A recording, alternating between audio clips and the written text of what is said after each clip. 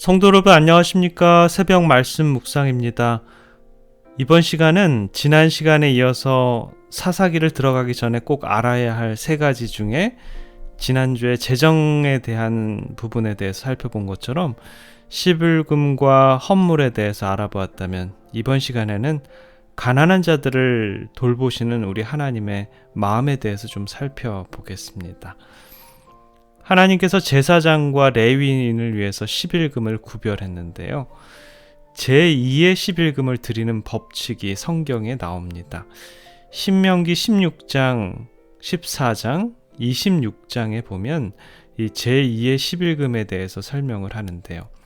이러한 특별한 십일조는 레위인, 이방인, 고아와 과부들이 종교적인 연회에 참여하기 위해서 사용되는 특별한 연금이었습니다. 매 3년에 제2의 십일금을 모아서 가난한 자들을 접대하고 자선 사업을 위해서 공급되었는데요. 이러한 특별 규례 이외에도 가난한 자들을 위해서 사용된 여러 제도들이 있습니다. 그 중에 하나가 안식년에 관한 규례이고요. 매 7년이 되는 해는 경작도 수확도 하지 말고 그 땅을 묵혀두는 그러한 규례가 있었습니다. 이 안식년이 왜 가난한 자들을 도와주는 제도인지 좀 살펴보면요. 이 제7년에 경작을 하지 않기 때문에 하나님께서는 제6년에 3년 동안 먹을 양식을 미리 책임지셔야 했습니다. 왜냐하면 6년째 수확되는 그 수확의 분량 1년, 그리고 제7년인 안식년에 수확이 없기 때문에 그 1년 동안 먹을 식량, 그리고 제8년이 되는 한 해는 아직 수확하지 않았기 때문에 그 해에 먹을 식량, 이렇게 해가지고 3년치의 수확을 제6년에 하나님께서는 허락하셨습니다. 이스라엘 백성들은 그것이 참 좋았습니다. 제6년째가 되면 3년치의 곡물을 수확하고 제7년 안식년에는 한 해를 온전히 쉬는 한 해가 되었습니다. 그래서 그 안식년에는 체력을 저장할 기회를 얻었고요. 또 그 한 해 동안에는 더 많은 시간 묵상하고 기도하고 하나님과 가까이 교제하는 그러한 시간을 보낼 수 있었습니다. 그래서 그들의 가족들을 영적으로 교훈하는 데 시간을 보냈습니다. 그런가 하면 제7년에 그 땅을 묵히면서 수확을 하지 않았는데요. 그 해의 소출은 곳간에 거두어 드리는 대신에 이방인과 고아와 과부뿐 아니라 들짐승들의 자유롭게 먹을 수 있도록 허락되었습니다. 그렇기 때문에 가난한 자들에게는 이 제7년 안식년이 그들에게는 가장 풍요로운 한 해가 될 수 있었던 것이죠. 이 안식년에 가난하여서 땅을 팔고 노예가 된 히브리 가족들은 가족들 품으로 돌아오는 자유를 만끽하는 그러한 해가 되었죠. 또 이 해에는 모든 빛을 탕감받고 과중한 채무에서도 노임을 받을 수 있는 그러한 아름다운 시간이었습니다. 그런가 하면 이 안식년보다도 더 기쁜 해가 있었는데요. 7 안식년, 즉 7년이 7번 지난 후인 이 대면제년이 있었는데요. 그 해를 바로 희년이라고 합니다. 제 49년마다 한 번씩 돌아오는 해였는데요. 이 희년에는 각각 그 기업으로 돌아가며 각각 그 가족으로 돌아가는 해였습니다. 심지어는 빼앗겼던 그들의 땅도 다시 되돌려 받는 그런 기쁨의 해였습니다. 그런데 그 당시에 악으로 간주된 일들도 아마 이러한 일들 때문에 비로소 일어났는데요. 악덕 부자들에게 하나님께서는 권면을 하십니다. 신명기 15장 9절과 10절에 보면 부유한 자들이 잘못을 하면 저지르게 되는 악 대신에 그들이 해야 할 일들에 대한 권면을 말하고 있습니다. 삼가 너는 마음에 악념을 품지 말라. 곧 이르기를 제7년 면제년이 가까웠다 하고 내 궁핍한 형제에게 악한 눈을 들고 아무것도 주지 아니하면 그가 너를 여호와께 호소하리니 내가 죄를 얻을 것이라. 너는 반드시 그에게 구제할 것이요 구제할 때에는 아끼는 마음을 품지 말 것이니라. 이로 인해서 내 하나님 여호와께서 내 범사와 내 손으로 하는 바에 내게 복을 주시리라.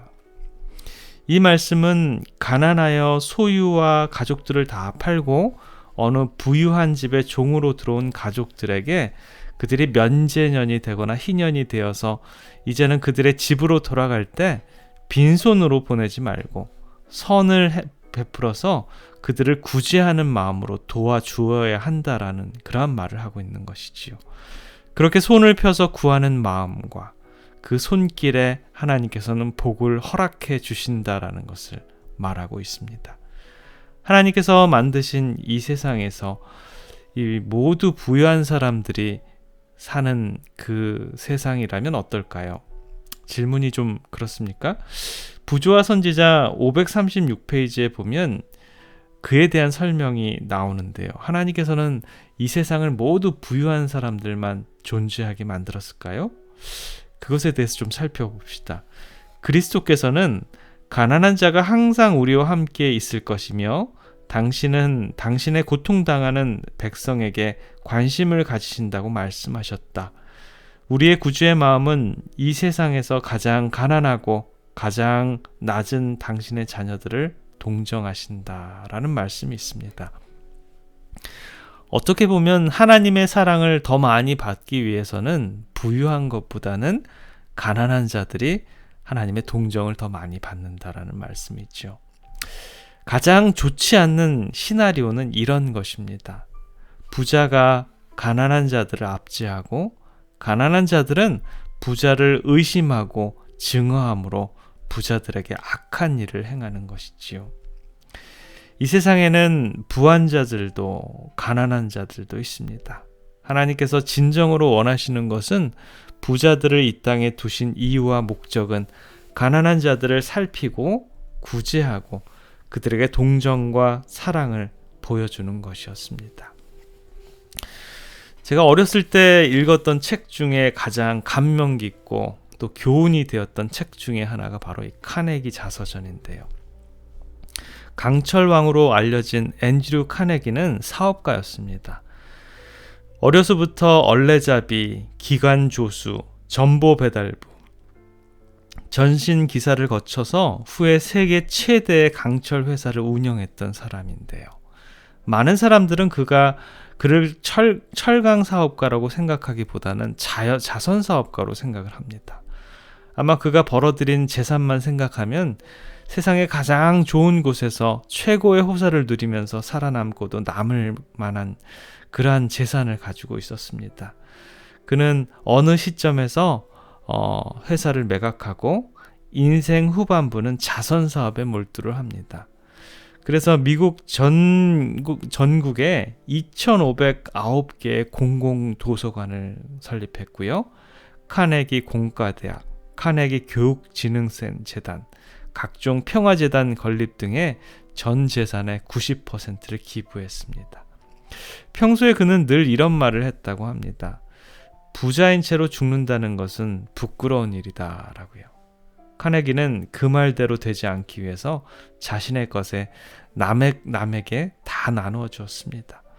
카네기는 인간의 일생을 2기로 나누어서 전기에는 부를 축적하고 후기에는 축적된 부를 사회복지를 위해서 투자해야 한다는 신념을 가지고 그 신념을 실천한 것입니다. 부자들이 카네기처럼 부에 대한 하나님의 정신을 소유한다면 하나님께서는 부자들을 통해서 가난한 자들에게 얼마나 큰 도움을 허락하실지 기원해 봅니다. 오늘을 살아가는 우리 하나님의 백성들의 삶도 부만 축적하는 것이 아니라 하나님께서 허락해 주신 우리들의 이 부를 가난한 사람들에게 어떻게 나눠주고 동정할지를 우리가 한번 생각해보는 그런 귀한 하루의 삶이 되었으면 좋겠습니다. 기도하겠습니다. 사랑의 아버지 하나님, 11조와 헌물, 또 제2의 11조, 안식일과 안식년과 희년 제도를 통해서 가난한 자들을 돌보시는 하나님의 마음을 다시 한번 살펴보았습니다. 지금도 이 땅에서는 도움을 필요로 하는 사람들이 참 많이 있습니다.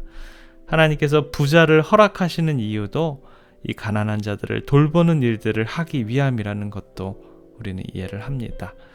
넉넉한 자들이 도움이 필요한 자들을 돌보아 주는 일, 그것이 바로 주의 사업임을 깨닫게 됩니다.